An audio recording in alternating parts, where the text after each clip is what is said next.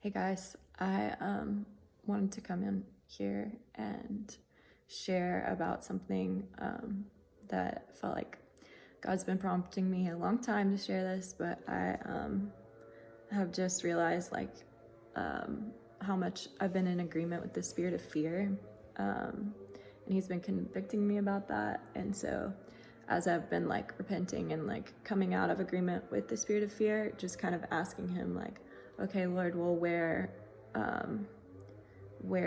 is it? What are things that you've been telling me where I've ignored your voice, or I've let the spirit of fear be my God instead of what you've been telling me to do?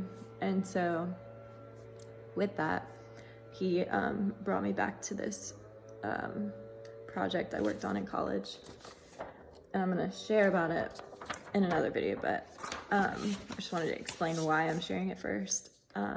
So basically, I'm from Birmingham, Alabama, and we know that's really hot spot for just racial injustice issues, history of just violence and oppression, and just a huge racial divide kind of city.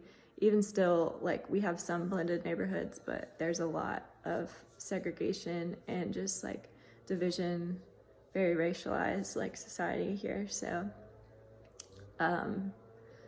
you can tell, and just there's a lot of unspoken things here. I was just looking up on YouTube one time, trying to find people that speak to Birmingham's racial issues, and there's nothing on there.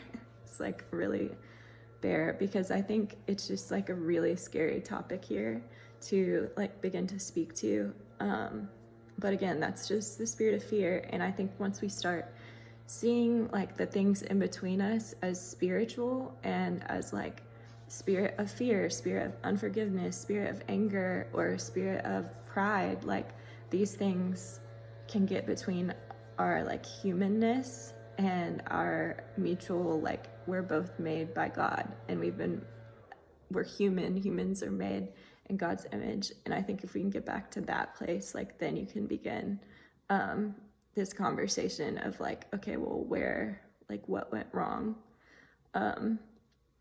But yeah, I think first it requires us coming out of agreement with these different spirit of fear types of things.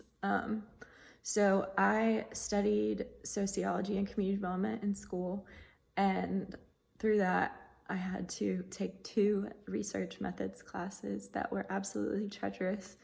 But I'm so glad that I got to do that, because it really developed my brain's keenness to see patterns, and to document that, and just notice these different social veil things. And so yeah, out of that, I was doing a lot of research on employment, and about shame, interacting with people who are seeking employment. I was in a refugee resettlement, and so, but it was in Georgia, so it was very much like Alabama, and a lot of the racial issues were still very prominent. But I was doing research on youth employment, and so of refugee youth, and so watching them navigate the employment process.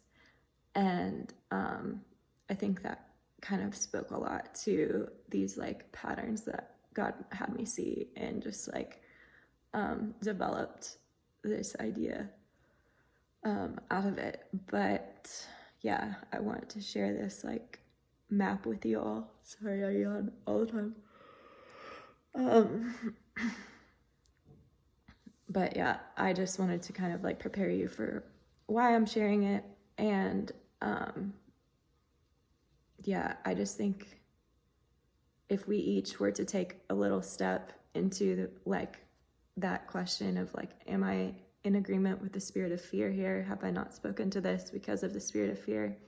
Then how much further could we all get if we just each take a little step in our area of speaking into this like racialized society and like division that we have. So what I want to do is like put some tools in your hands, basically, of like some ways to speak about it. Because I think it's really, really intertwined with another social veil, which is like about masculinity. And don't hear me saying that masculinity is bad, because it's not. But there is a certain toxicity to it that has come from like media and propaganda that was like specifically used to communicate that certain things. Like you can watch, what is it called? The Real Mad Men on Amazon. And I think it's like $2, but it walks you through the different decades propaganda and their advertising campaigns, and you can see how these stories started being told through masculinity, about like personhood and just like our value, or power stories, things like that. So anyways, when I explain the map, hopefully it will become clear. I just wanted to like prepare you for what I'm about to share. So stick with me.